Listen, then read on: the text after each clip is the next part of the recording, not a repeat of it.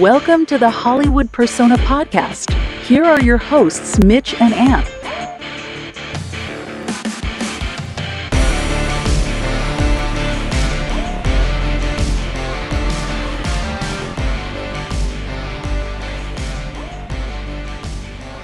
Hey, Ant. Mitch. How's it going? Great, man. I'm so glad that we're sitting down to record. I have so much movie stuff I got to get off my chest. Feels like we haven't talked in a while. I know, and I went for a walk today. I'm just like, oh, I gotta mention this. I gotta mention this. Yeah. I gotta say this. So I'm bursting. I know, me too. We've got a lot to talk about. Welcome to the Hollywood Persona. If you're watching with us live, we stream on YouTube, Twitch, and we also stream through Riverside, which is where we record. It's great. We love Riverside. It's so easy to record. It's been good, yeah. Podcast. Yeah. So you can watch it at any of those places. All those links are on our link tree, which I post with every episode and all over. It's on our Instagram, and it's got everything you need. So just to say that again, have I not posted the link tree when I edit the episode? You might not have. I don't know. I need to start adding that in, and this one is one I'll edit as well. We try and switch off to share the editing duties. What'd you say? You edited the last one, so this one's fine. Yeah. Okay. Yeah. So anyways, today we're going to talk about a few movies that we really want to talk about. Wild Robot, the new animated movie that's taken over the box office. The Substance, which is a new horror movie that everyone is talking about with Demi Moore and Margaret Qualley. I'm going to talk about Will and Harper, the new documentary, and Ant's going to talk about Megalopolis, and he's going to briefly talk about Joker 2, which he got to see early. The day we're recording, it basically came out today. Yeah. So I haven't seen it yet, but I will this weekend. He's also going to briefly talk about We Live in Time, and then he might bring up Lee and Azreal. Azreal? Yeah, Azreal. So yeah. So we got a lot, yeah. Yeah. So before we get into that, I'm doing my 31 movies of October. I was assigned 3 movies.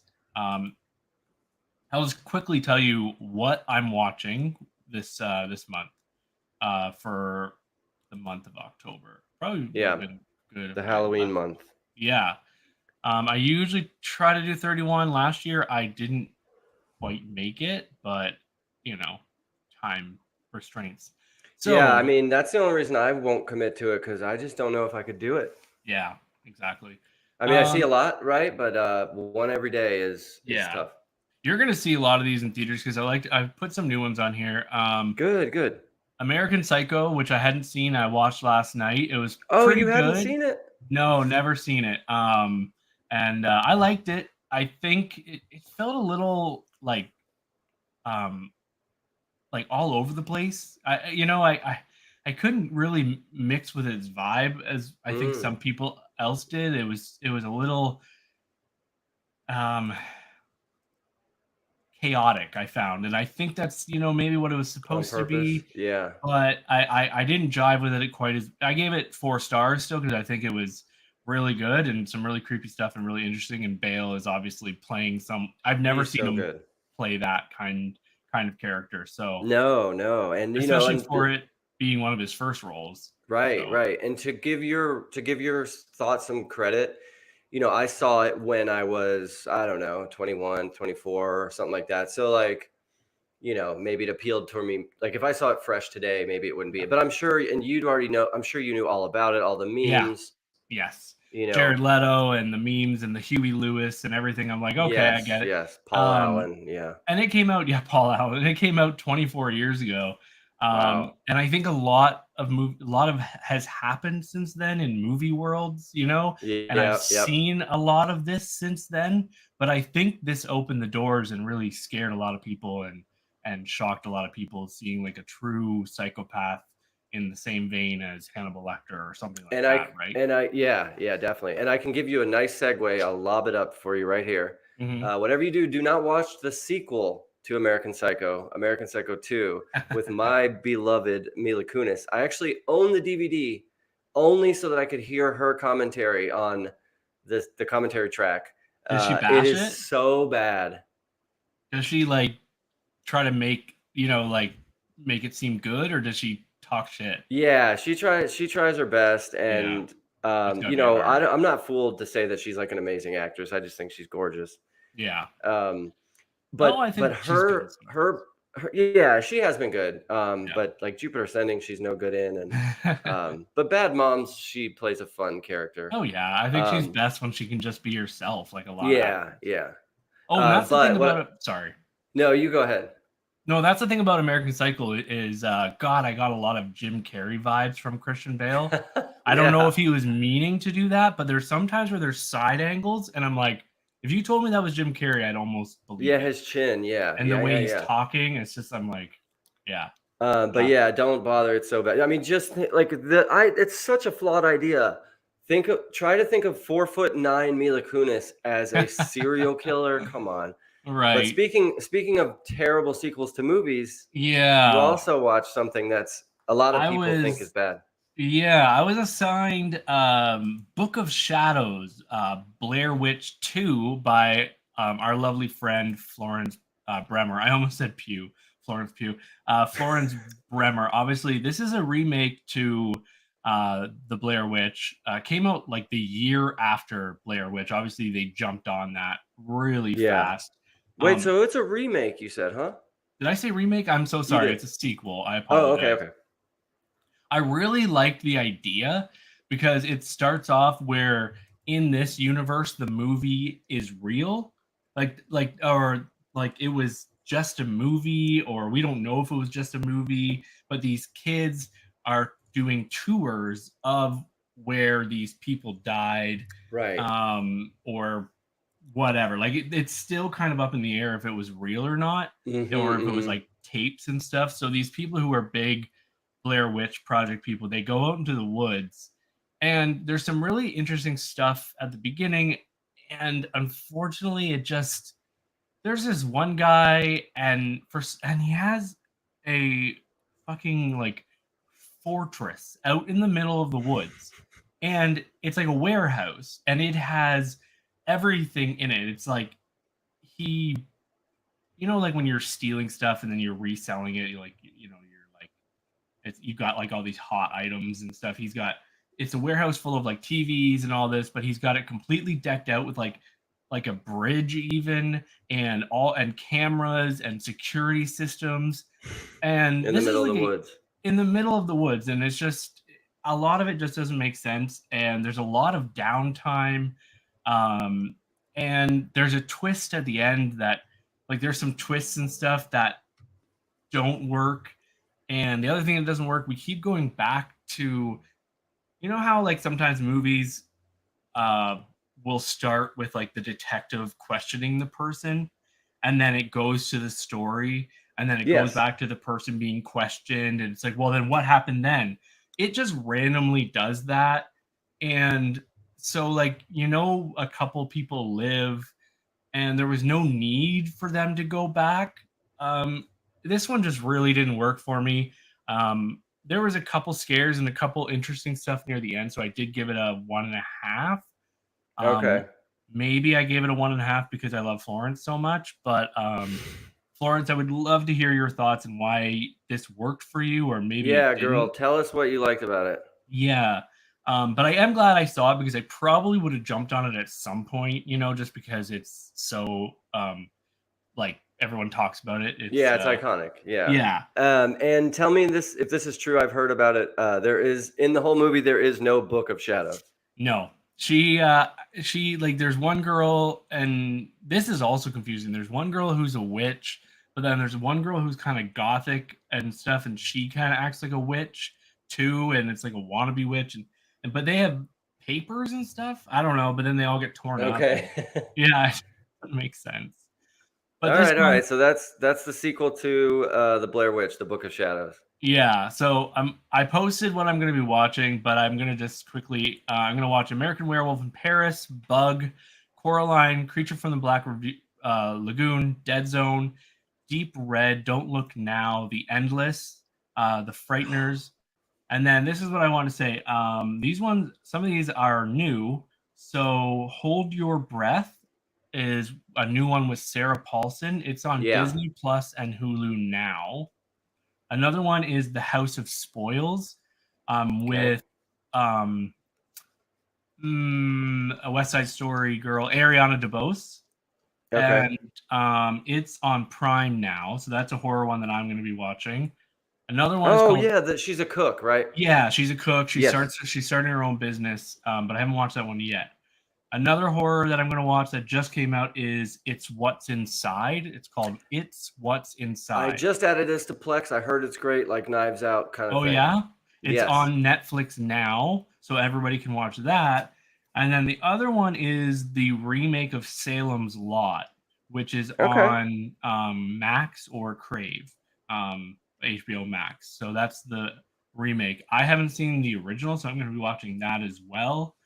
Two other ones. It says in Canada that you can get Strange Darling on Hoopla, but in the States, it's still pretty much just in theaters.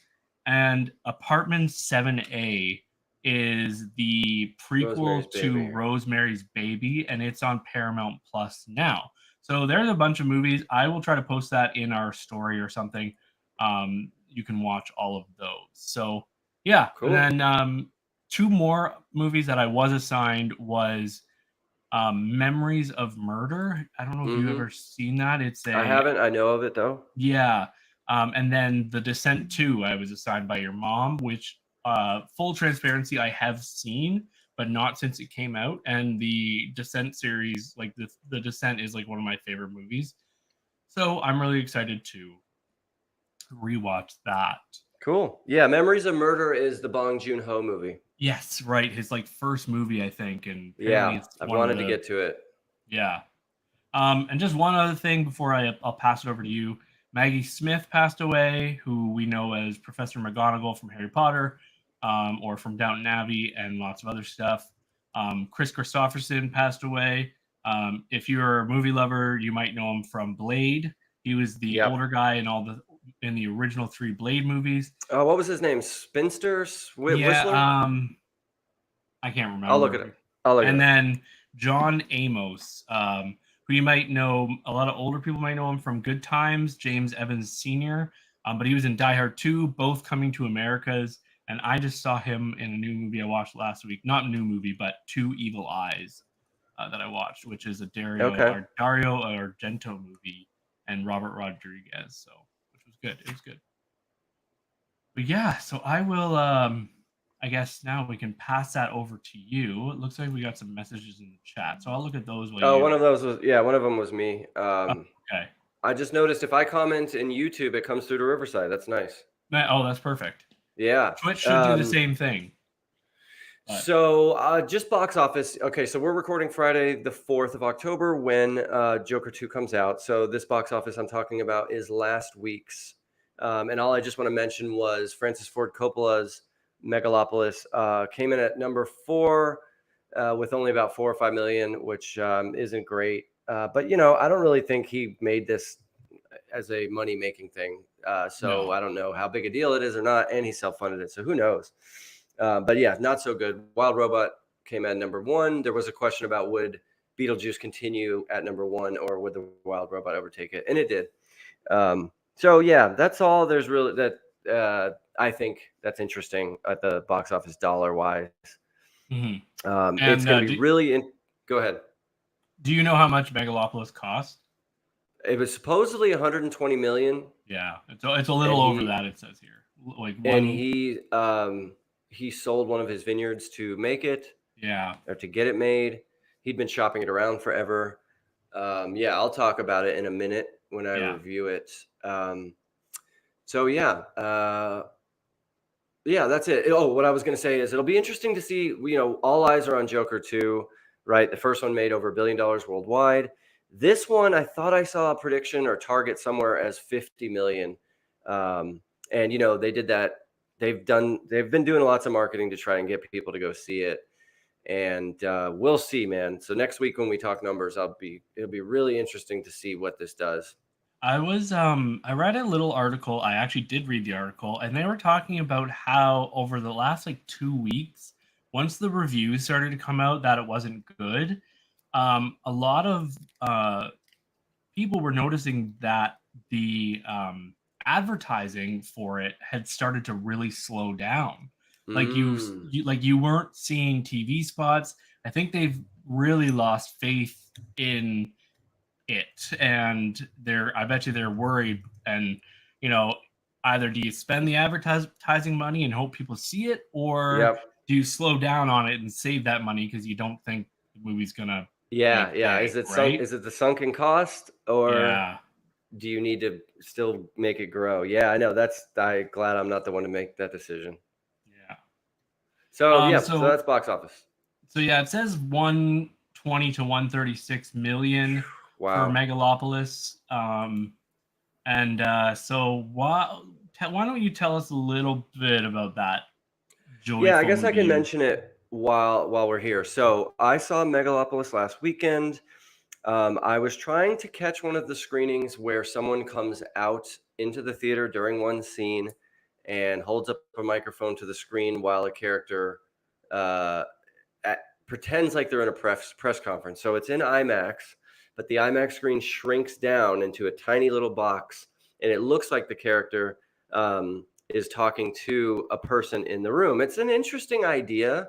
But obviously I guess they could, but it would be expensive to hire an actor to do that at every theater at every showtime. But they didn't. They did it for a few cities, New York, Chicago, Atlanta, Boston. Right. And just one showtime a day. So, but I couldn't make it to that one that was doing it at because we were being affected by Hurricane Helene. It was really? that theater closed. They actually shut down the Atlanta theaters that night, Thursday night. Damage in your area? Thankfully, no, just down trees, but we didn't lose power or anything like that. So we were safe, but other areas of the state of Georgia are still recovering. I had some people come into my theater Wednesday who are from a city that's further south, and they're up here waiting for their power to get restored. So all I can think about is how this is going to affect your voting down there, and in some places, maybe. But I don't know. Anyways. So here's the deal with Megalopolis. It is a bad movie. It's really, really bad. And it's bad for many reasons.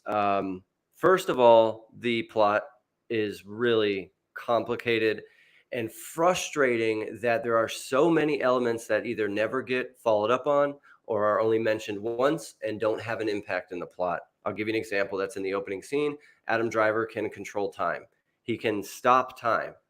And at first I thought, oh, well, maybe it's a metaphor. This is him being controlling, or maybe it means something. But no, other characters can see it. So it's not just in his head. All that it does for the plot is later on in the movie, he says, I can no longer stop time. Another example, there is a satellite that is going to crash and impact the city. And it does, but it doesn't cause any problems. It hits one little building, causes a small fire. and again, how would a satellite, like it behaves as if it's a meteor, like a giant rock, but it's we see it, it's just a tiny satellite that one would get burned up on entry anyway. But even two, if it hit the ground, it's like throwing a basketball at somebody. Like it's those things are fragile in light. Yeah. I have a question, since you're very knowledgeable about space and stuff. Don't satellites eventually, do they die and then they become space garbage, or do they sometimes get down into our Earth? Don't they come back? Some of them do. Yeah, good. That's a great question. So most satellites, and this is an agreement across the European Space Agency, NASA, JAXA, a lot of us, they agree to deorbit satellites after they're used into a place called Point Nemo, which is on the other side of the Earth, where it's in the middle of the Pacific Ocean, where there's like 1,000 miles around it of no inhabited areas. Right. So that's usually the plan. The old ones from the 50s and 60s, they didn't necessarily think about space junk back then. So some of those just stay, but atmospheric drag will eventually pull them all down. It's just how much time that will take. Even the ones above the Pacific that are there, those ones will eventually get pulled down? Yeah, so what I mean is they leave enough thrust in them so that they can deorbit and land in the Pacific. So if you go to the bottom of the if you go to the bottom of the Pacific, there's a graveyard of all old satellites and parts. Wow, that'd be cool to explore. Do Oh, they I go know, out right? and they don't try to retrieve anything? No, nope, Hmm. nope. There's a couple missions that have done retrievals of comet materials. Right. Like, oh, I forgot the name of the mission, but it went to a comet, collected a sample, and then they brought it back, which was really cool. But Yeah. no, most of the time it's just trash, destroyed. They get mostly burnt up. But you also Wow. have Russia and China have both done this, and they've been decried, or it's been blasted when they do this to test their anti-satellite missiles. They just blow up their old ones, which just creates a field of debris up there. And the ISS, Oh the space shit. station, recently, the astronauts had to go into their safety pod because there was a debris cloud coming, and they orbit the Oh. Earth every 45 minutes. So they're at risk. So it Yeah, sucks. we saw this in a movie. Um, recently. It Gravity? might have been Gravity, but I swear, because I know they were coming back around Yes. in a movie, and they were like, "Oh, there's debris." Um, yeah. So, anyways, that was probably more interesting, that conversation, than Megalopolis. But is there anything Oh, else you and wanted to then say? another. Sorry to.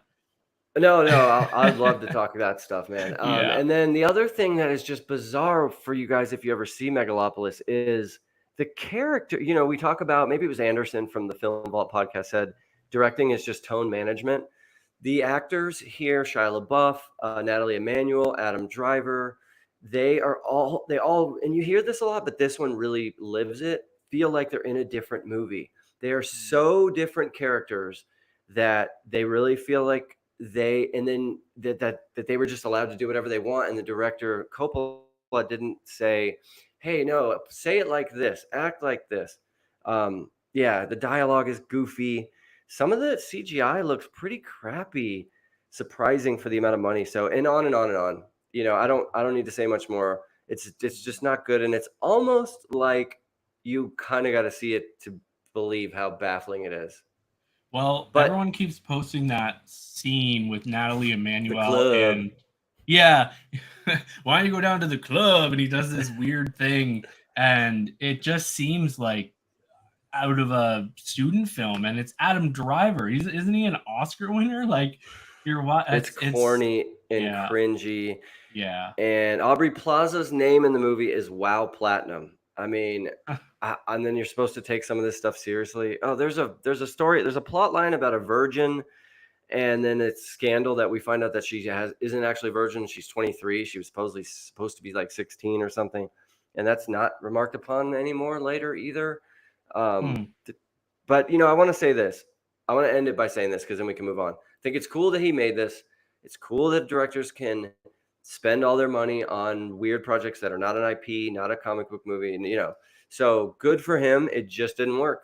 He Yeah, needed notes. He needed yeah. editing, because there's so much more even that I didn't say that just makes this a terrible movie. And everyone I've talked to, it got a D+ cinema score. It's just bad, man. It's just bad. So, but I would say eventually get to it. Like anyone Yeah, I will. listening that's curious, watch it just to see what it is. Like it's not a The Room, but Almost. yeah, it's just wild. Like, wow, you put all this money and hired all these people, and this is what you made, huh? I don't think I could ever make a movie and not ask for people's input along the way. I don't Yeah. have that kind of faith in myself, or Same. what's another word for that? Like, I don't have my like. I would be like, "What do you think about this?" And they'd be like, "Well, why does Adam Driver say the club that way? It's a little weird." Right. But But yeah, but since he's made The Godfather and The Conversation and who Apocalypse wants to Now, tell? Yeah, people think yeah, he's the who wants to genius, tell me and that? those movies are genius. He's Yeah. still a master for making those movies, but Yeah. damn, this sucks. Just one, he is not. He's 85. And I think when people get to a certain age, it's hard to keep up, especially with things change. So we've Yes. got people like him and Clint Eastwood who are making movies still that aren't necessarily that great. Or, sometimes you get a George Miller who's making fucking bomb ass shit. That's the thing. You just never Like know. you never know. It's like some people you're like, please just stop working. And then other people you're like, please work until the day you die, till you're Yeah. 90. Yeah. But Yeah. anyways, So that's Megalopolis. It's bad. Don't see it. what'd you give it? I think I gave it 1.5. I gave it 2. I'm gonna lower it to 1.5. Okay. So Some of the costumes are cool, and some of the performances are fun, but not in service of the movie. It's just funny to right. see Shia LaBeouf acting that way. He's wearing drag in the movie. It's bizarre. I got vibes of like the Wachowskis, who Me did The too. Matrix, like Yep. them just from the trailer, and Inception. Like that's the vibes I got, or like even Definitely. like Synecdoche, New York, which you sent me today. I got vibes of that just from what I've seen. But yeah, and Yeah, Doctor it's real Strange. bizarre. It's real, definitely Doctor Strange, but Doctor Strange pulled it from Inception, I think. Yes, for sure, for sure. So Like it, definitely Inception. yeah. So So yeah, do we want to man. talk about the substance or Wild Robot first? I think let's do the Wild Robot first because I don't have too much to say about it. Okay. Um, so yeah, do you want So me to describe it? Do you want to? I can. I got it right here. So the Wild Okay, go for it. Robot, which I didn't realize, a friend told me that it is based on a book, which I didn't realize. Like, I I think a learned that younger at the kid's movie book. talking to other patrons as well. Yeah. Oh, okay. So this is a animated movie that I originally thought was coming straight to Netflix, but it is a Universal movie. So the same people who brought you, right, DreamWorks. I Yeah, mean, sorry. DreamWorks. So, Yeah, I was like, uh, wait a minute. yeah. And it is directed by Chris Sanders, and it is about a robot who crash lands on a planet and breaks out of its case, and it is a robot that it has needs to serve, like it needs to find the person that it is there to help and assist that person, but it Almost is like the crash. Minions, right? Aren't the Minions trying Right. to find a master? I guess you're right. Yeah, exactly. You That's what the know, whole that and Minions movie but was that's where the about. comparisons end, by the way. Yes. Yeah, exactly. Definitely. Okay, I keep should have going. said, I'm gonna shut this door. Keep going. okay, I should have said that Chris Sanders also directed The Croods, Lilo and Stitch, and How to Train Your Dragon. So he's got a pretty good pedigree. Um, and anyway, so this robot is voiced by Lupita Nyong'o. And she tries to make her way out into this wilderness to find someone to help. And eventually, she does find someone to help, and it is this little duck. Um, and I don't want to give too much away about how that happens because it is a little while into the movie before Yeah. that happens. But so this is her goal now is to help this duck become a duck, essentially a fully grown duck. And she also bonds with a fox played by Pedro Pascal. And then, yeah, there's tons of voice actors in this. Bill Nighy, Stephanie Sue, Mark Hamill, Yep. Catherine O'Hara, Ving Rhames, and Matt Berry and Kit Connor. So it was great to hear all that. And yeah, And I so think they did. I think they did good with the voices because I couldn't yes. recognize a lot of them.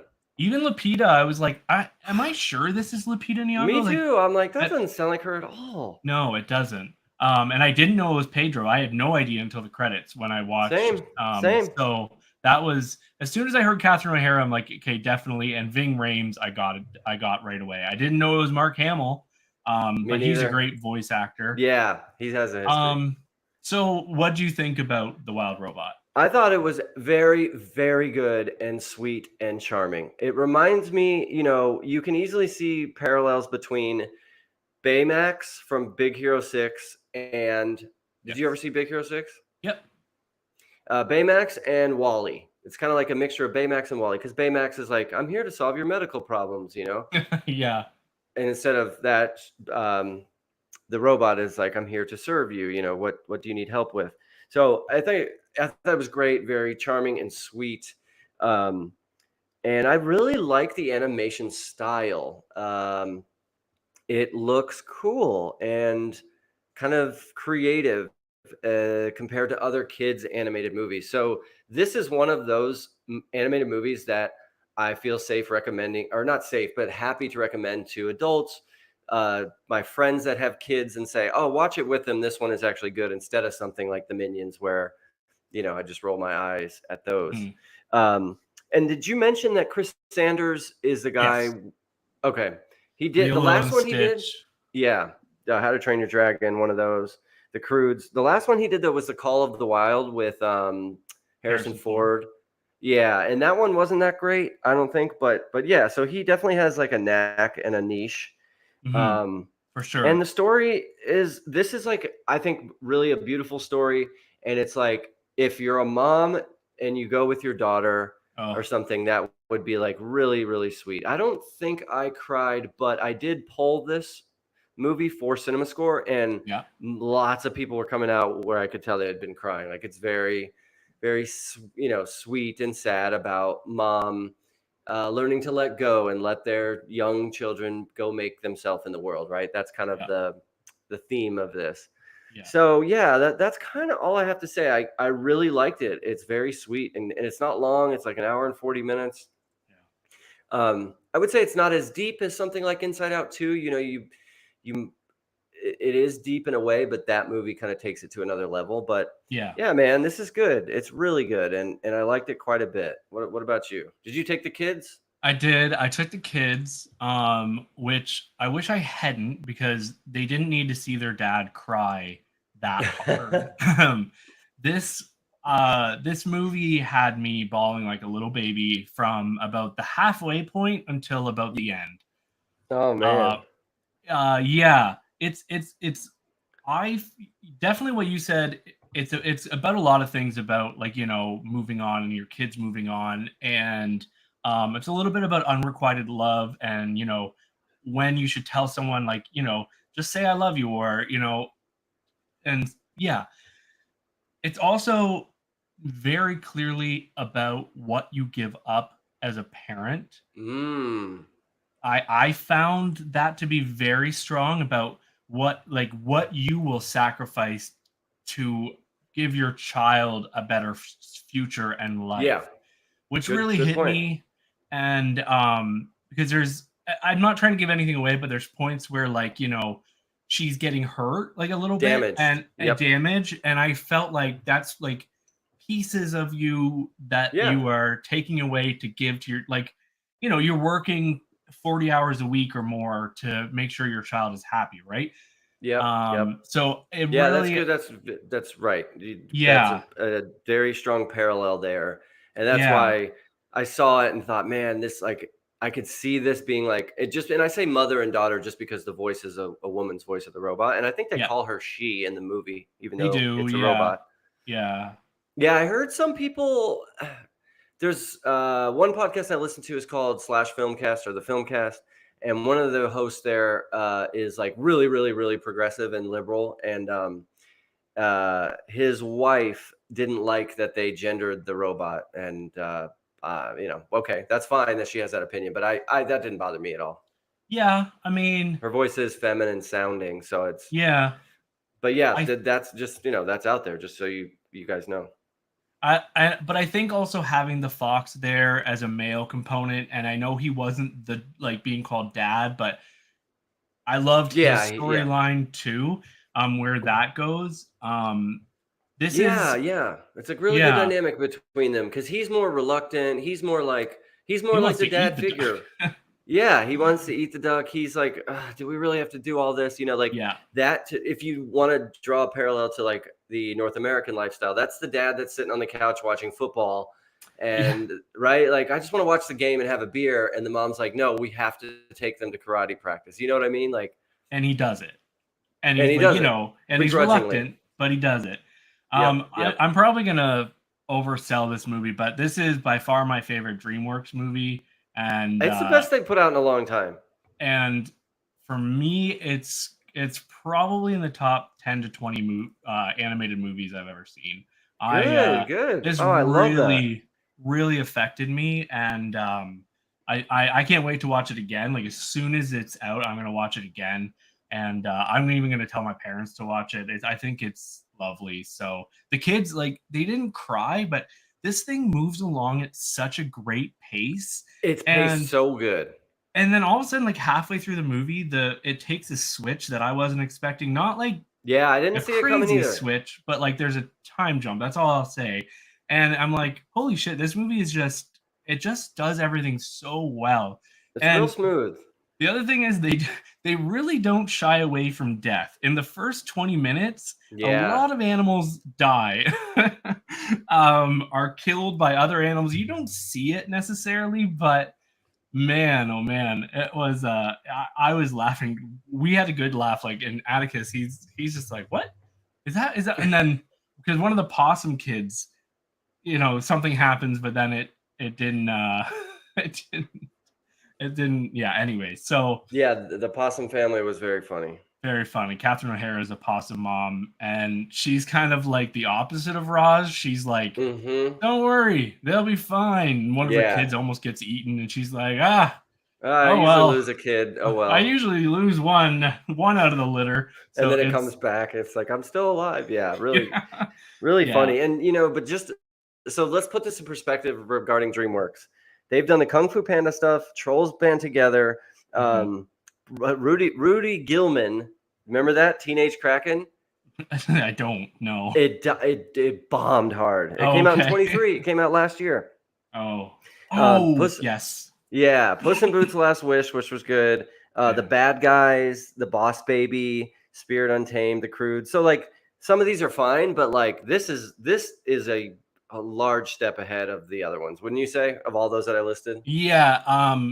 I think the only thing, like, some people are really in love with How to Train Your Dragon, and I know that's DreamWorks, so I think they would put that up there. But other than that, there's nothing I would really, except for Puss in Boots: Last Wish. I forgot about that. That was really great. Loved that movie.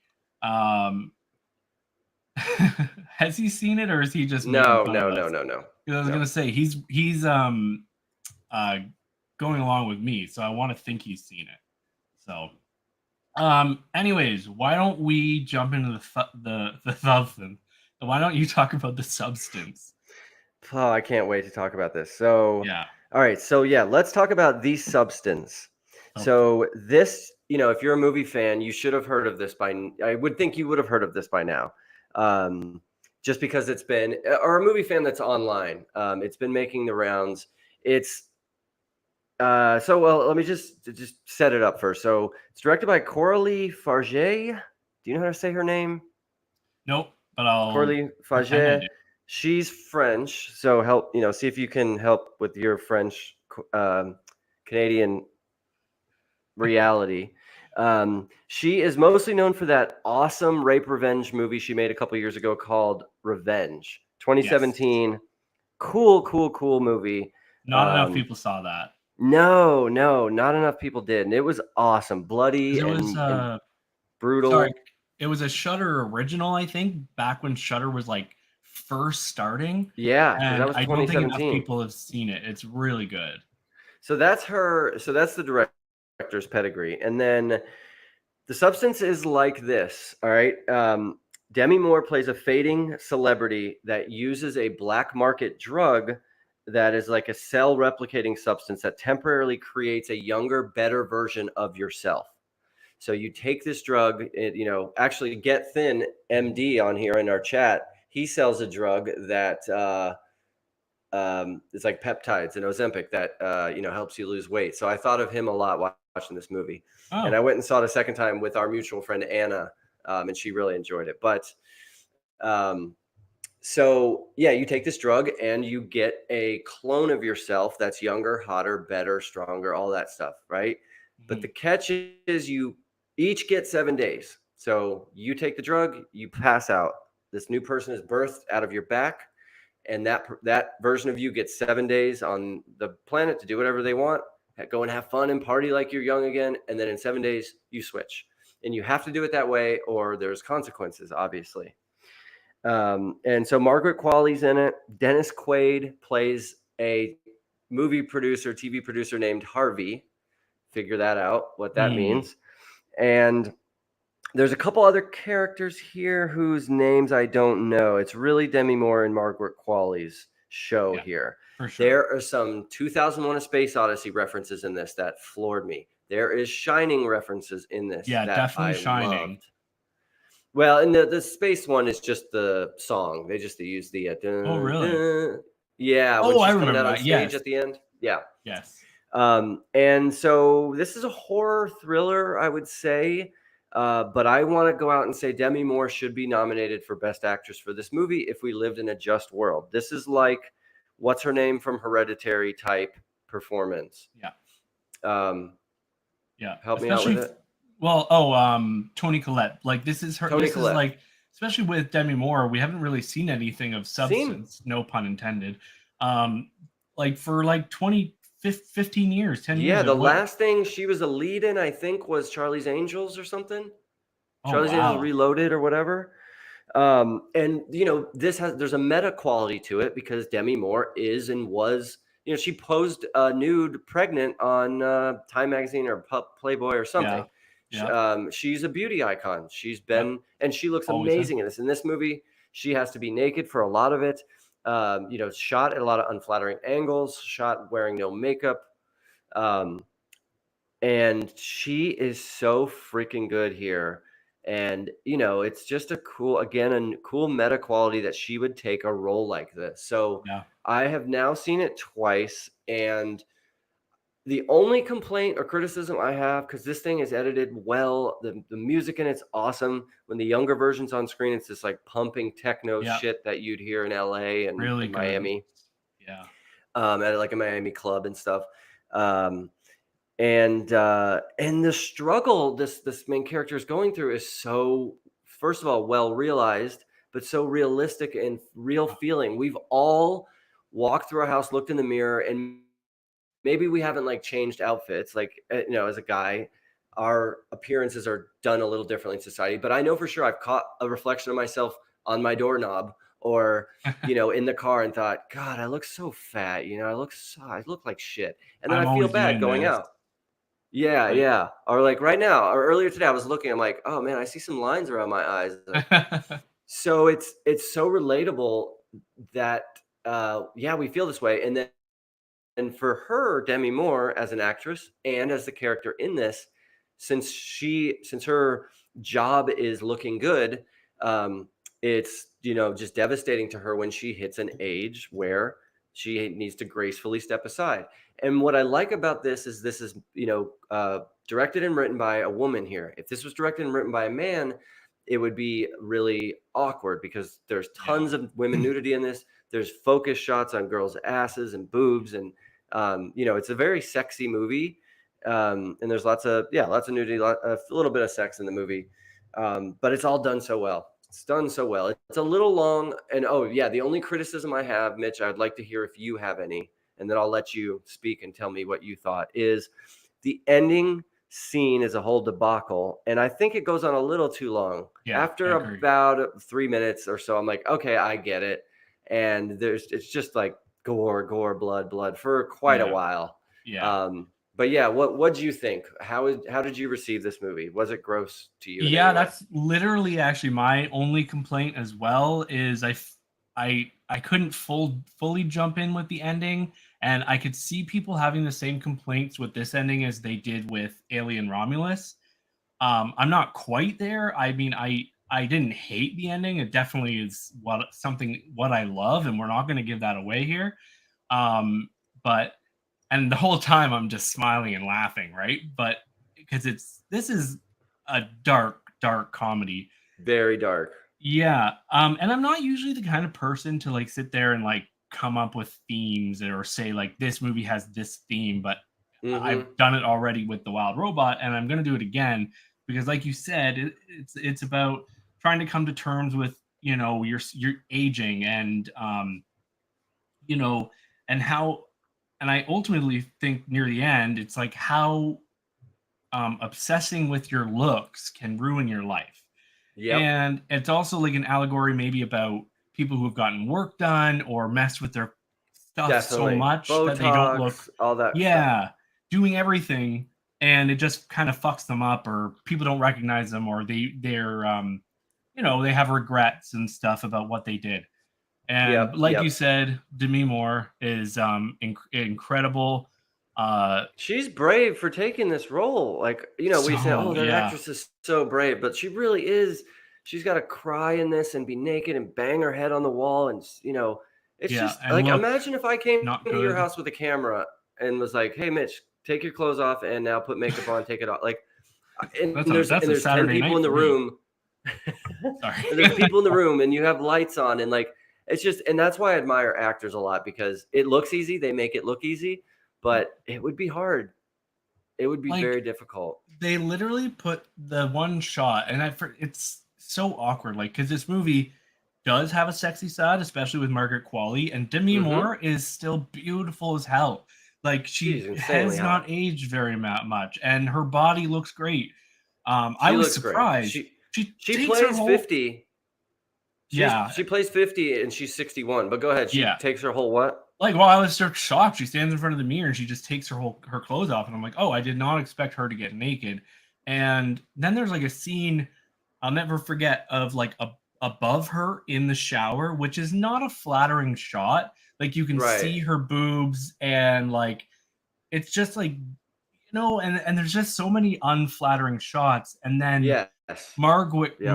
Qualley doesn't kind of get the same shot. She gets like the sexy and the and it's just, and she was really and good the low as angle well. up to her butt shot, you know. Exactly. And yeah. And again, if this was a male director, people would say, "Oh, the camera lingers too much on her ass and all this." But I think the director here is making a point. But I do want to say one other thing, that in the conversation around this movie, it's talked about, oh, women, beauty standard, blah, blah, blah. But this is the same for men in some ways. Football players, sports players, even male models. And so my kind of thing is like, my friend who is in the chat, he loves going to, how do I say this nicely without offending him? Gentlemen's clubs. That's a hobby of his that I've done with him plenty of times, and he's done way more than I have. And I don't know where I heard this once in a movie. Maybe it was even Showgirls, but no, it was not a podcast. Anyway, when your job is based on either your body's ability or your beauty, you have this many years to do it. And so you got to maximize your time. So I would say, like, if you're a stripper, let's say, or a sex worker or a football player, just know you have these 15, 20 years, whatever it might be, and then figure out something else, or save, work to save for retirement, because it will fade. It will grow away. Your body, you'll get an injury in football, let's say, or baseball, you'll tear a rotator cuff. So it's a tragedy in this movie for Demi Moore, because I would hope she would have known that and been ready to say, okay, on my 50th birthday, and maybe it'll come too soon, because we see she still looks good. So maybe she was expecting on her 55th birthday, but she had to have known eventually that this day will come. It comes for us all, Yeah. So yeah, it's an awesome movie. It's crazy. Again, the ending's a little too long, but other than that, it's fantastic. The opening scene and the end scene, beautiful, beautiful symmetry. Yeah. Remember the Hollywood Star thing? Yeah. It opens on the Hollywood Star. It ends on the Hollywood Star in a way. And, at the end, I want to tell you this, Mitch, because I just noticed it my second time. At the end on the Hollywood Star, someone is looking up at the sky. Do you remember this? And there's 3 palm trees and then the stars. Yeah. I think the 3 palm trees are Sue, Elizabeth, and the combination of the 2. I think that's why there's 3 palm trees there. Well, that makes sense. Yeah. Yeah. And then Dennis Quaid is really funny in this. He's gross. They film him like up close with shrimp with the eyes in it still, and he's like, being nasty. It's just vile. So that's what I will say. If anybody has misophonia, if you know what that is, it's where you can't handle like the noises of the mouth or chewing or talking. Oh, God. And it's like, or ASMR kind of stuff. If you can't handle that, I would probably wait to watch this at home, where you can mute it or turn it down, because Dennis Quaid is chewing shrimp right into the mic. It's nasty. Even at time, like, oh, okay, I get it. And it's the shrimp with the eyes still on it, like that. I don't eat shrimp. They're shrimps as bugs. But so I 100% agree with you. I got the vibes of The Fly and Suspiria. Mm-hmm. And even Neon Demon a bit, which I like and you like. Yes. Right? Yeah, very good. Barbarian. There's a kind of similar to Barbarian. For sure. Definitely The Fly. Definitely Cronenberg stuff. Yeah. For sure.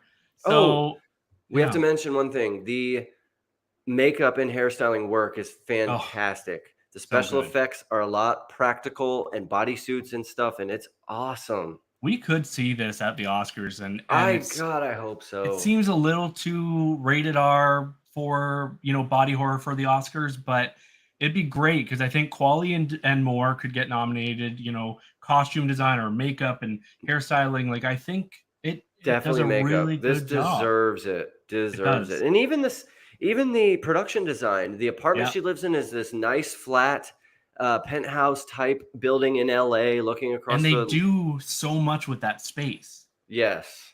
Like that what you're saying, like they like it is a, like it's not a huge apartment, but the way they utilize that space is awesome. It informs the character. When Demi Yeah, Moore's on screen, she has it all messy because her mental state is crazy. When Quali's on screen, it's nice and girly and clean. yeah, It's just fantastic. And the way they realize the drugs, the taking of the drugs, yeah. all that stuff, it looks good and believable. And yeah, it's freaking awesome. I loved it. I give this 4.5 star. It might even be 5. Yeah, I think I gave it 4.5 because like I left it feeling kind of like dirty. I felt Hmm. kind of like a little like, I don't know, I didn't love it completely, but it's Sure, definitely one sure. one that I will watch next year or something, like within a year, because it is. And there are people like my parents I will not recommend this to. Like would your mom like this? No, or So I told her about it, and yeah, she said that she's interested in it. She said, "Well, all that sounds pretty fascinating to me because she loves thrillers, she loves psychological thrillers." But I was yeah, like, I'm like, this has some pretty nasty gore and blood and stuff. And yeah. she's like, "Yeah, well," she's like, "I might just close my eyes." But no, I did poll this for Cinema Score, and it was interesting. All of the boomers that came out did not like it. Were saying, "Was this a is this supposed to be a black comedy?" A couple people didn't even turn in their ballots because sometimes they think I work for the movie somehow. Right, and they're like, Not that I'm a third party. And yeah, right, they're like, I want nothing to do with this. And I'm like, no, I don't care what your opinion is. Just you know. yeah.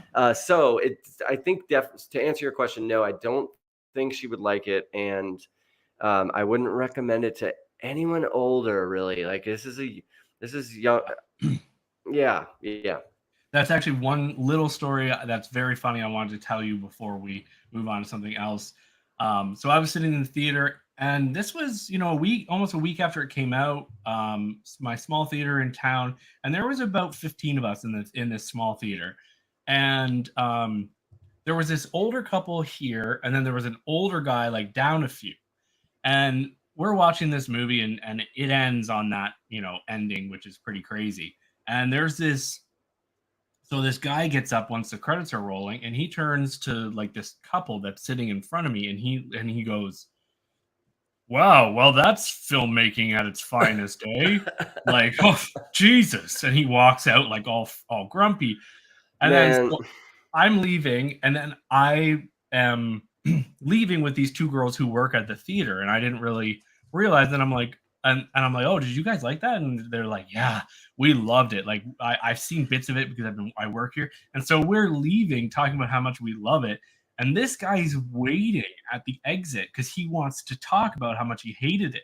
And so us three walk out talking about how much we love it. And he's like, "How in the world could you guys love something like that?" And I'm like, "You sat through the whole thing. Why wouldn't you have just left?" I don't. yeah, yeah. Anyways, That's funny. That's funny. And yeah, that's funny that both our experiences have that in common. That the exactly. older generation doesn't get it, doesn't like Yeah. it. Um. So, did you want to just briefly talk about Joker 2? Yeah, let me just Okay. touch on it. We'll review this because you're gonna see it, right? Yeah. Yeah. All right. I So really. Yeah. yeah, so I saw Joker 2 on Monday. There was an early screening. I worked it for Cinema Score. And I can say because so technically I'm not allowed to say what it got because we were privately hired by Warner Brothers to um, poll this movie because I think they wanted to get an idea of what people thought. Great. But by the time the episode goes up, which will be tomorrow, the score will be on. The score will be known, but for this last week, I haven't been able to say anything. So anyway, I got a C from my audience, which isn't good for a movie. Usually, good. Most movies get B and A's for the most part. So, and then the Rotten Tomatoes scores have been just falling. I think it's in the 30, 38 for critics, 38 for audience. And my opinion is also I did not like it. It goes a whole new direction. This shouldn't have been a musical. Lady Gaga isn't in it all that much. The songs, none of the songs are written for the movie. They're just songs we all already know. So this is just like karaoke. And 85% of the movie takes place within the jail and the courtroom, and it's litigating what we all already saw from the first movie. So like, come on, let's go. We know what he did in the first movie. Catherine Keener, right? Yeah, I love her. Yeah, so it's funny with her being in the last movie we were talking about. She plays his lawyer. She's okay. Brendan Gleeson is cool. But yeah, man, it's just disappointing, and my crowd was not happy about it, and it's a bummer. It's a real bummer because, and it does have a impactful ending, I will say. But yeah, it's not great. I wouldn't recommend it. I wouldn't recommend people go see it. So yeah, I'll be very. Hopefully, I would love to hear that you got something out of it, and I'm missing, but no, it's just I just didn't like it, man. It sucks. I haven't really seen anyone who has outwardly really liked it or even loved it. I haven't seen that. And I just watched a critic say, I have to give the director Todd Haynes, right? No, Todd Phillips. Sorry, Todd Phillips. I have to give him credit for messing this up so badly when you had, something so great. Yeah. And it seemed like it was so hard to fumble. Wait, you know what I mean? He had the tone in that first one. He had what he wanted. He had a good Joker. Adding Lady Gaga was a good idea, I think. Yeah. Doing a musical is a swing. Yeah. Maybe one or two. Yeah, exactly. Yeah. Okay, I thought you were going to say it was good. No, it's a swing. It's a trying something. Kind of like Megalopolis. I'm glad he tried it, but to in the same vein of what you just said, what's the most recent Matrix movie? Resurrection? Yeah, Resurrection. Yeah. So I feel like Todd Phillips is saying, okay, you want a Joker sequel? I'll give you one. Just like the Wachowski saying, oh, you want another Matrix movie? All right, I'll give you one, because this really feels kind of like a fuck you. This is like the movie's like oh, you want to idolize the Joker? Well, let's see.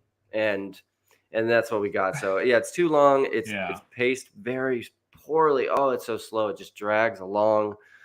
And so it's a bummer, man. It really sucks that this sucked, but it's really not good. I think I gave it 1.5 stars or so. And I think we got to remember that Todd Phillips has made some bad movies in his life. He was known as a comedy director, and then the Hangover sequels, bad. And then he did something really great with Joker, and God, I haven't seen it, so obviously, but I'm just going by what pretty much everyone else is saying, and he really fumbled. Yeah, yep. So we'll give it a full. Let's both, and maybe we can do we'll do a spoiler talk on it. Yeah, for sure. Since we talked a little bit about it now, to at least give some more value to the listener, so they don't get the same thing. But yeah, we'll talk about it next week. And yeah, that'll give some time for the rest of the listening audience to have seen it and maybe have their opinions too. But yeah, the critics I watch aren't liking it. I haven't heard. Because I have heard a critic or two that does like Megalopolis, but I have not yet heard a critic that likes this one. See, I posted in my group of friends, and I just said, how many people say they like Megalopolis just because it's Coppola? Yeah. And it seems like the movie's hanging around 50%. So I'm wondering if some people are giving it more, love just because it is Coppola. If this came out by a nobody, would it get the same score? I've been wondering that. Yeah, so I always think about that when it's a big, Definitely. Even with some of the later Clint Eastwood stuff, who I brought up earlier, it's people are kind of well, he's 90, we love him. So yeah, I just want to quickly talk about Will and Harper. Yeah, tell me about this. I've been scrolling by it in my list of movies to go see. It's at a theater that's pretty far away, so I haven't yet. But Yeah, and it's now playing. that you're talking about it, I wish I had seen it. Well, it's it's what you would expect if you've seen the trailer. Yeah. It's Will Ferrell and his friend Harper Steele, who used to be a man, and he used to write for Saturday Night Live. Him and Will were best friends on SNL, and so Harper has transitioned to be a female and is you know they used to travel America, and Harper used to travel America when he was a man, and now he's like a little more skeptical about doing that. He's a little more nervous because of the hate towards trans people, and the difference and stuff.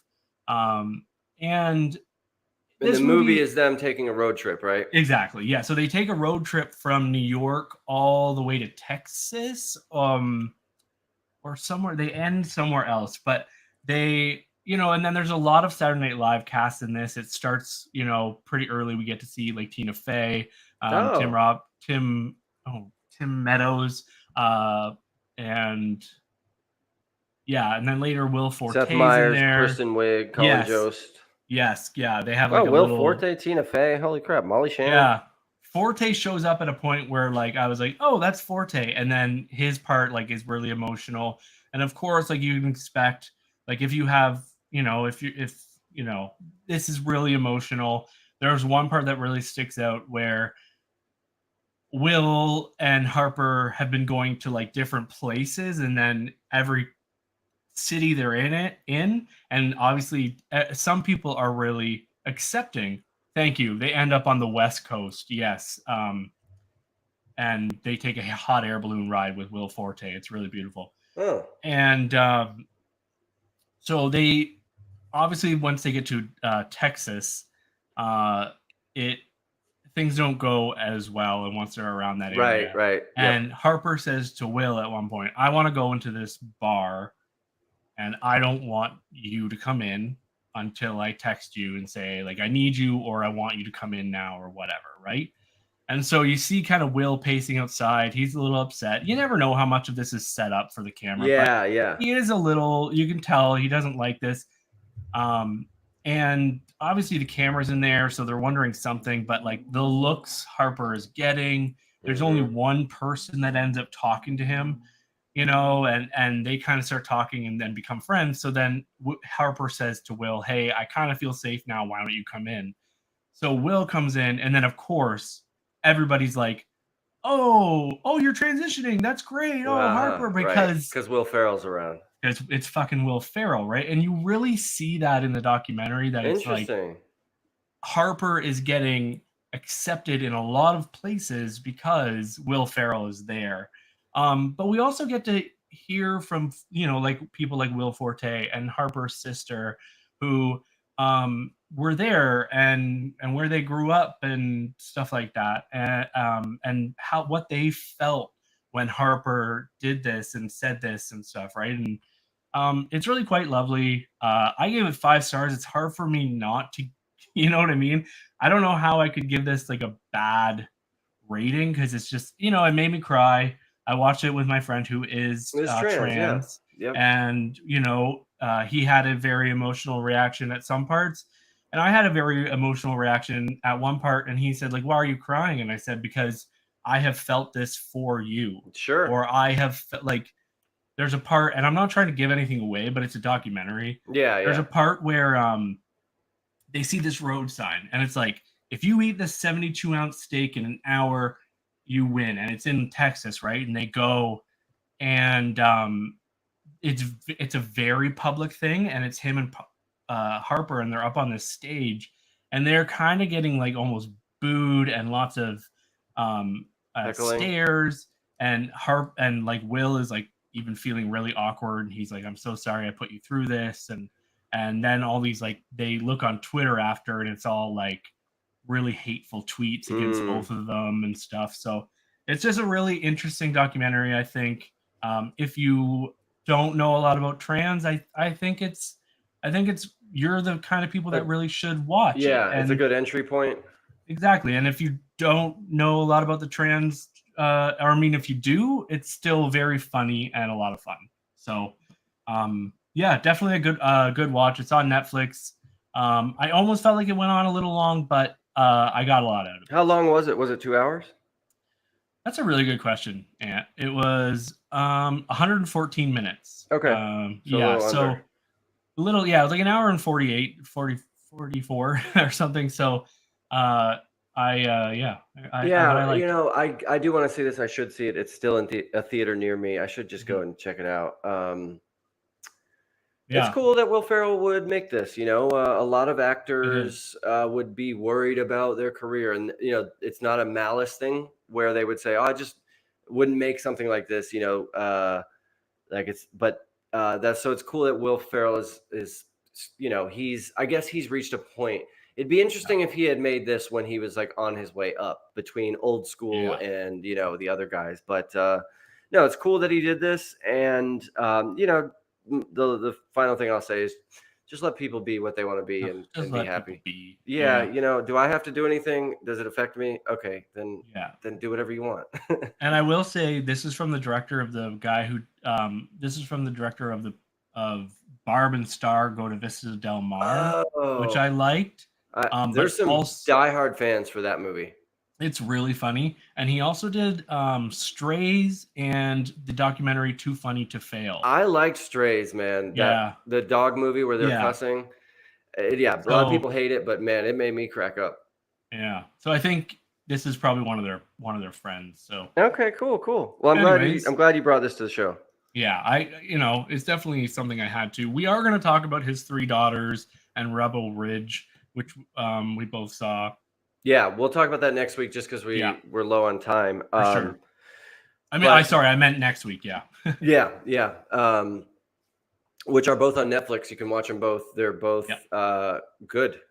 I'm Maybe thumbs even up great. on his three daughters, so I'm gonna go watch Rebel Ridge, and then we'll talk about that. Rebel Ridge, because Rebel Ridge is making Blair. I think he's got to do Green Room and Blue Ruin. So really, really cool and interesting Isn't that director. Jeremy Saulnier? But oh yeah, sorry, not Macon Blair, the actor. Yes. Or yep. Yeah, okay. I messed it up. I think it's Jeremy Saulnier. But all right, so then I want to mention We Live in Time. This is the new A24 movie. It actually doesn't come out for a couple more weeks, or maybe I think it might be next weekend. So not this weekend, but the next. Okay. This is Andrew Garfield and Florence Pugh, both using their British accents, which just threw me for a loop. I was texting Mitch during this movie, like, wait a minute, is Florence Pugh? Oh, they're both British, like, because we've seen them use their American accents so much. But so this is okay. So it's directed by John Crowley, who did Brooklyn, that really beautiful looking movie, Brooklyn, with Saoirse Ronan. I didn't see it, but I know it won some Oscars or was nominated, wasn't it? Yep.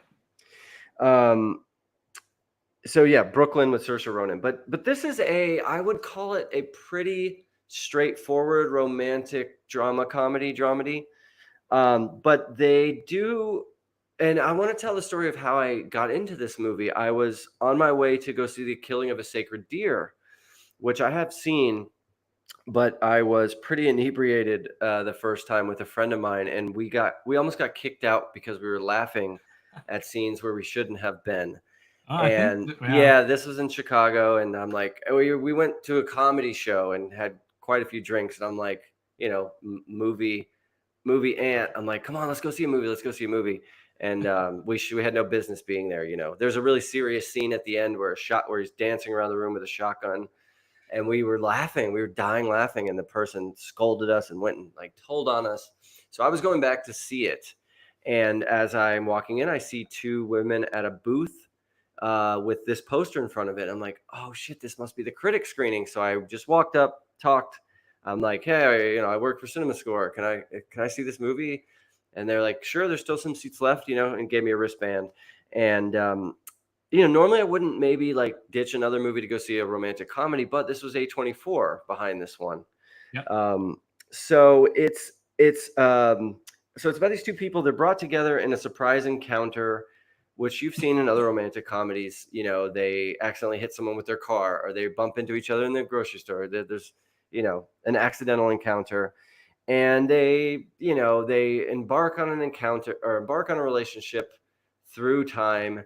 But what makes this movie interesting and a good watch is it's told out of order.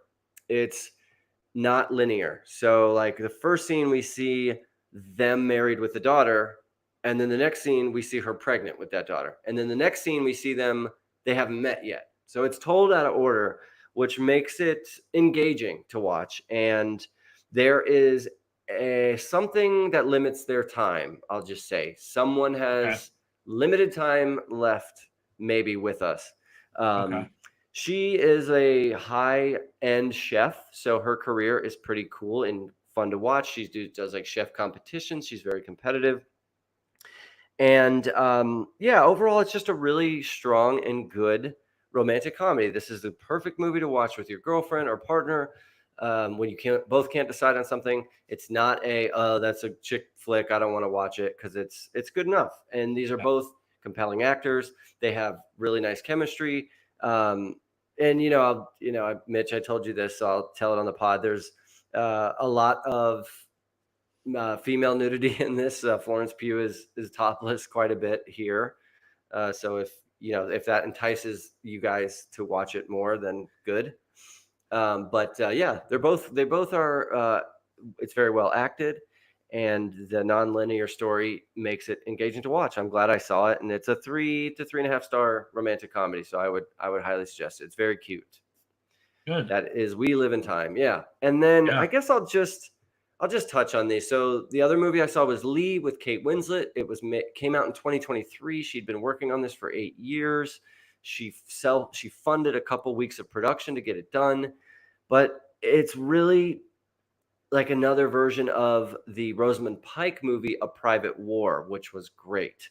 It's about a journalist who worked in the war during wartime, World War II. A Private War is more recent, but this is a true story of the person Lee, who was a Vogue model, like for Vogue magazine. She was like a beautiful actress, and she just woke up one day and realized, oh my God, I gotta help. Like she got that bug of like, I've got to do something good for society, not just take my shirt off and take pictures, and that's it.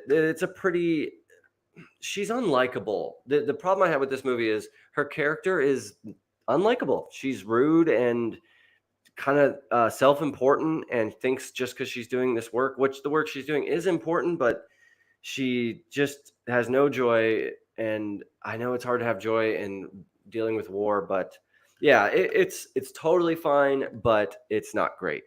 So is she British or is she German in this? Is she American? She plays an American that's been living in Europe, basically. Okay. Because I'm just curious, because I know that the Diane Kruger's character from Inglourious Basterds, I know she was based on someone, and that kind of sounds someone real. So that kind of sounded right. familiar. I wonder if it's Oh, good call. This is a nice parallel to Diane Kruger's character. Yeah, great point. She's a actress, and then she wants to help. But she's German, I think. So anyways, continue. Yes, good, very, very, very good parallel. That's exact. So think of Diane Kruger from Inglourious Basterds, a full story about her actual life. Right. And then the last movie I wanted to mention is Azreal, which I think is a biblical character.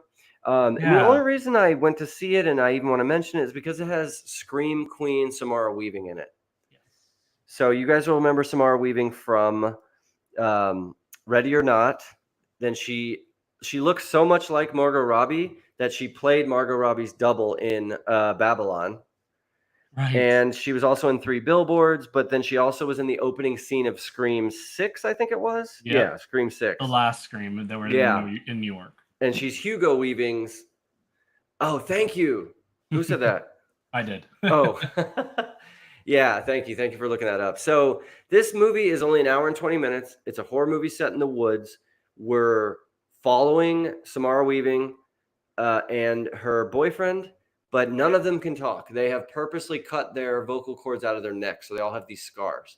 So there's no voice or dialogue. There's some screaming or yelling or moaning or something, but they're running from a band of this woman gang, this all women like gang that they worship the devil. There's these creatures that come out at night that if you're around and you have blood exposed, they will smell it and come and get you and eat you. So it's okay. It's okay. It's a decent enough horror movie, but a little forgettable. So I could see why they made it, I guess, because it was probably a low budget since it was shot in the woods. And yeah, the tagline is many years after the rapture, among the survivors, some are driven to renounce their sin of speech. Apparently speaking is a sin. So to me, this is 2.5 stars. So that means I could be positive or negative, but with its short runtime, it might be worth it. So yeah, I can imagine, I could see you getting to this eventually, Mitch. I like monster movies, so creature movies, so I will probably at some point. Yeah, and the effects, the creatures that are in the woods at night are pretty creepy looking, and the blood and stuff is done well. So that's a positive there. But I should look up and see what drew her to this movie, why she make it, that kind of thing. Because it's kind of random. Because she seems to be on like an ascending. Her career seems to be ascending. And if she was, going the quote normal route, I could see her being in something like a Brooklyn or like trying to do a serious Oscar type drama. To, you know what I mean? To make the next step. So that's Azreal, and that's in theaters, but I think it's a Shudder. Oh wait. Oh, it flashed its movie production logo, and it was either Shudder or Mubi or Frubi or Freebie or Tubi. Why don't you look at that? And I'm just going to quickly say, I know we got to go, but I saw Strange Darling last night. Oh, yeah. Why aren't we talking about that? Because I feel like I don't have a ton to say about it. Did you know about it going in? I knew nothing about it going in. See, I just heard about all the hype. Shudder. Okay, so it should be out this month if they're hoping for like a Halloween release. I couldn't get into it the way I think other people did. I kind of wish I saw it on the big screen. I liked her, and I love Kyle Gallner. Didn't. Whereas, like you were saying, you liked how. What was the movie you just watched that was kind of out of order? Oh, We Live in Time. Yeah. I didn't love how Strange Darling did that. Okay, but if it wasn't exactly, yes, if it wasn't, then we would have known a twisty type thing. Yeah, it wouldn't have had the impact it does because it preys on our assumption. Yes. I just think like there's one little thing that bothered me that I think, would have made sense. I don't know why, if we find out that, then why is he doing what he's doing instead of doing something else? Okay. If that makes any sense to you. Like, you mean like calling for backup? Or... Yeah, calling for help or something, or like something, Doesn't he try? He does, but it's way late. And okay, I guess I kind of disagree. But go ahead, keep going.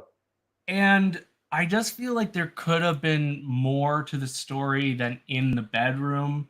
I felt like that just kind of all went on too long. And I'm kind of like, okay, I get it. I still gave it 3 stars, like I think like 3.5. Yeah, 3.5. And because I liked her, I was into it, but it just didn't work for me the way it has other people. And I know you really liked it. I did, yeah. I was struck by just her performance. She has to fake, like pretend like she's crying. She has to do pretty like degrading, like sexy things. Yeah. And she has to, cause physical harm to people. Like she's a real snake here. And I admire that. I don't think I feel like we're kind of getting into spoilers. Yeah, I know. I don't want to give any more away. But I know. She was in The Fall of the House of Usher and Little Women and Wildcat, which is that one I saw recently. Yeah, I hadn't seen anything she's really been in that I remember her from. And I think that was a good choice, again, to keep the plot conceit kind of under for wraps. Sure. If you watch the trailer is just basically her running, I think, and that's the opening scene too. Yeah, and it's but fair, that's fine. You don't have to defend. It's really well done, but I couldn't really vibe with the entire script and where it went and stuff like that. So Yeah, I wish it could have. I guess if the conceit or the, quote twist doesn't fully work for you, then I could see Yeah. this being a little like, okay. Yeah. So, So I right, kind of, yeah. that's why I just wanted to bring it up a little bit, because I felt like, I don't have a ton to say really. Yeah, no, that's fine. That's Strange Darling, and that's streaming now. It is streaming. Apparently we can get it on Hoopla, but it's on VOD for everyone right now. Okay. Apparently in Canada it says Hoopla, but I don't know. Okay. And then I was just going to say the one, like, movies that are coming soon that I wanted to just mention. There's actually a screening of Saturday Night tomorrow for cast and crew only, which I was thinking about sneaking into. It was filmed here in Atlanta, and I work with the guy who worked on it, and he told me about the screening that he's going to, and I was like, "Ooh, do you think I could sneak in?" And he's like, "I don't know, man. They wouldn't even let me bring my spouse." So, but it looks good. Saturday night. It's about the first taping of Saturday Night Live. It's got a huge cast. And then tonight, I'm going to see that movie, A Different Man. Have you seen this? Yes, with the guy from Under the Skin, yes. who I really liked in Under the Skin. He's kind of, he's memorable from that scene. He's memorable. He has a disfigured face, and the movie is about someone who looks disfigured or whatever, trying to integrate in society, I think. But I'm gonna go see that tonight. And then White Bird is in theaters right now, and then The Outrun with Saoirse Ronan is in theaters, and then next week is The Apprentice, which something about Donald Trump's TV show. Who's Donald Trump? Isn't that what it is? No, it's about Donald Trump when he's younger, okay. Up and coming, and I think it might lead, but I think it's just calling him The Apprentice. I don't think it's a TV show at all. And then the Lego movie Piece by Piece, which is apparently Pharrell Williams's life story. We did a early screening of it on Wednesday for like fans or whatever, and people walked out and said they liked it, but I've kind of had enough Lego content. And I just don't understand, like, who's dying for Pharrell Williams' story right now? Exactly. Who's like, Pharrell?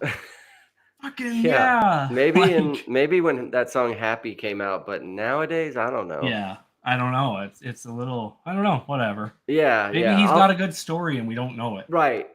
But I wish did they have to do the Lego route? I don't know. Like, the Lego movies were great, and the Ninjago and the Batman one, like, we've had enough. I get it. Lord and Miller are on to better things. Yes, they are. But yeah, so that wraps us up, I guess, right, Mitch? Yeah. I'm gonna see Joker 2 this weekend. I'll watch. Yeah, I've got lots to watch, lots of horror to watch. Yeah, man. I mean, look, if you don't get to Rebel Ridge, fine. But yeah, at least next week we can talk about His Three Daughters. But I did like Rebel Ridge and would like to talk about it. I will definitely get to Rebel Ridge like before the end of the year. Yeah, you'll like it. I mean, I think you'll, because you liked Blue Room and Green Room, right? Yeah, I did. This is similar. It deals with kind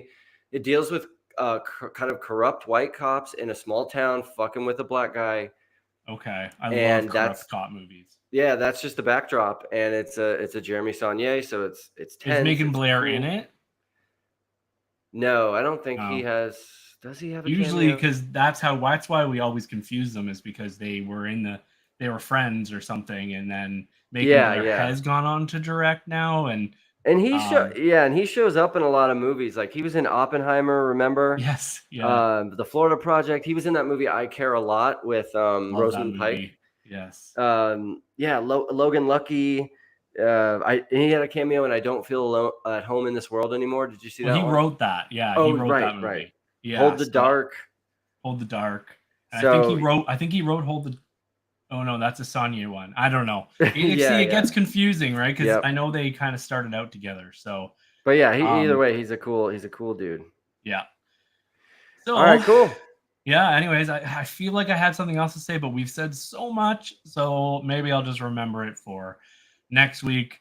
I think we talked about a lot of good movies, maybe some bad ones, but I think the bad ones, I think a lot of movie fans are either going to see Megalopolis or they're not. Or people are going to see Joker 2 or they're not. Yeah.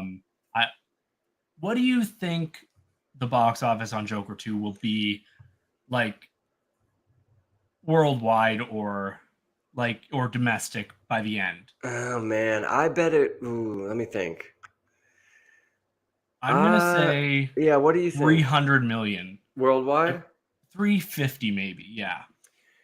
I bet it won't get to 200 domestic. Like if it opens at 50, like the projections were saying, then next week 25, then next week 15. So like Right. I bet it won't reach 150 domestic. And 350 worldwide is a good guess, which would be probably a disappointment because the first made $1 billion, Can you get because you can't get comic book fans into a musical. I mean, it just feels like two completely different sets of people. And I'm not trying to stereotype anyone, but I'm just No, who falls into that category, And that's why it's such an interesting choice. And I like the more I thought about it, I'm like, okay, if you wrote because musicals, like good musicals, like the ones we like let's say La La Land, they write music for the movie. But I'm telling you, in Joker 2, it's all songs we already know from the 50s and 60s. I know. It's like if the world, what the world needs now is love. Like I've seen the movie, it's a lot of older stuff too. That it's like, what? And then it feels Gaga, very Yeah, she's good in it, but she doesn't get to like really belt out a song. It's all like whisper singing or like just talking singing.